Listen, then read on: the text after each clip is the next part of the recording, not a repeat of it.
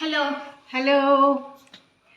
അപ്പോൾ ഇന്നിപ്പോൾ മഴയൊക്കെ കുറച്ച് നേരത്തെ മഴയായിരുന്നു. ഇപ്പോൾ മഴയെല്ലാം പോയി.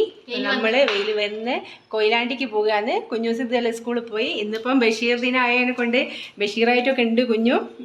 പക്ഷേ നമുക്ക് അതിൻ്റെ വീഡിയോ ഫോട്ടോസും ഒന്ന് നോക്കാം. ഗ്രൂപ്പ് കിട്ടിയിട്ടുണ്ടെങ്കിൽ നമുക്ക് ഷെയർ ചെയ്യാം.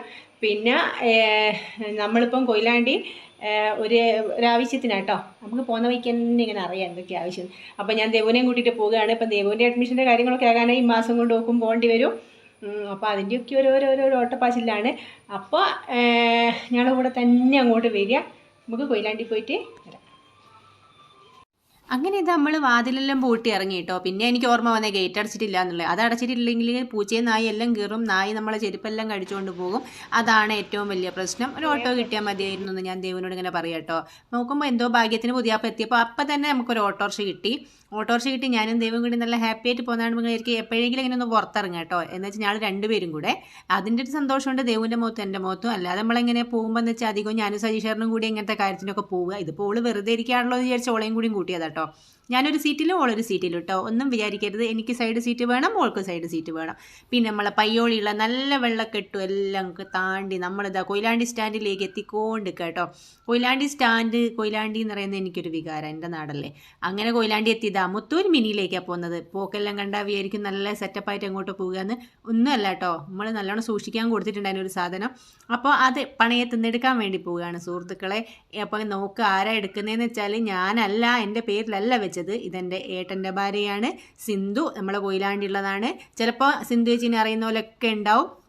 അപ്പോൾ സിന്ധു ചേച്ചിൻ്റെ പേരിലാണ് വെച്ചത്. അങ്ങനെ ആ സാധനം ഇതാ നമ്മളെ കയ്യിലെത്തിയിരിക്കുന്നത്. ഒരു സാധനം വെച്ച് കഴിഞ്ഞിട്ടേ അത് എടുക്കുമ്പോൾ ഒരു സുഖമല്ലേ, അതിൻ്റെ ഒരു സന്തോഷം വേറെയാണ്. അറിയാമല്ലോ എല്ലാവർക്കും. സംഭവം ഇടാൻ പറ്റിയില്ലെങ്കിലും ഈ സ്വർണ്ണത്തിനെ കൊണ്ട് ഇങ്ങനെയൊക്കെ ഒരു ഉപകാരം കേട്ടോ. അതിനുശേഷം നമ്മൾ പോസ്റ്റ് ഓഫീസിൽ പോയി. അത് എൻ്റെ ആവശ്യത്തിന് പോയതല്ല, അടുത്ത എൻ്റെ അമ്മായിയാണേ ഇത്. അമ്മായി അവിടെ വന്നതിന് ശേഷം ഉണ്ടെന്ന് പറഞ്ഞപ്പോൾ ഞാൻ സിന്ധേച്ചിൻ്റെ കൂടെ പോയി കണ്ട്. അതിനുശേഷം നമ്മൾ പോയത് എൻ്റെ ചേച്ചിയുടെ മോളാണ്, അവിടെ ഹോമിയോ ഡോക്ടറാണ് അതുല്യ. അപ്പോൾ ഞാൻ ഹോമിയോ ഗുളിക വാങ്ങാനും എല്ലാത്തിനും കാണിക്കുന്ന ഒരു നല്ല കൈപ്പുണ്യമുള്ള ഡോക്ടറാട്ടോ.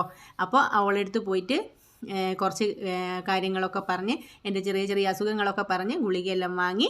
പിന്നെ ഞാനും ദേവും കൂടി മെല്ലനെ വടകരയ്ക്ക് തന്നെ പിടിച്ചിട്ടോ. കാരണം നമ്മളെ മക്കൾ സ്കൂളിൽ പോയതല്ലേ, തിരിച്ചു വരുമ്പോഴത്തേക്ക് വരണമല്ലോ.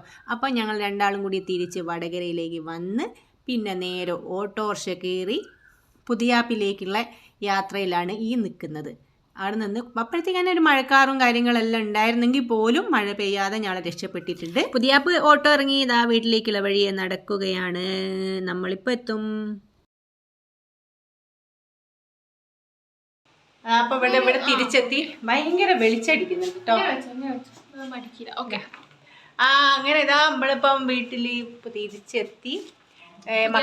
പുതിയാപ്പിലെത്തി. മക്കളൊന്നും എത്തിയിട്ടില്ല, എത്താനായിട്ടില്ല. അങ്ങനെ ഇതൊക്കെയായിരുന്നു ഇന്നത്തെ വിശേഷങ്ങൾ. ഇതിനൊക്കെയായിരുന്നു കൊയിലാണ്ടി പോയത്. അപ്പോൾ എന്താ നമ്മൾ വെച്ചൊരു സാധനം തിരിച്ചെടുക്കുമ്പോൾ ഉണ്ടാകുന്നൊരു സന്തോഷം, ആ സന്തോഷം കിട്ടും ഇത് എടുത്തപ്പോൾ. അപ്പോൾ ഇനിയും എന്ത് ചെയ്യുക, സപ്പോർട്ട് ചെയ്യുക, സബ്സ്ക്രൈബ് ചെയ്യുക, ലൈക്ക് ചെയ്യുക, ഷെയർ ചെയ്യുക. അപ്പോൾ ഇത് ഇന്നത്തെ ഞങ്ങൾ മാത്രമേ ഉള്ളൂ. അപ്പോൾ അതുകൊണ്ട് ഞങ്ങൾ രണ്ടാൾ മാത്രമേ അതിൻ്റെ കൂടെ നിങ്ങൾ കാണാണ്ടിരിക്കരുത് കേട്ടോ. അപ്പോൾ ഇനി ഒരുപാട് വീഡിയോ ആയിട്ട് വരുന്നവരെ എല്ലാവർക്കും ബൈ ബൈ.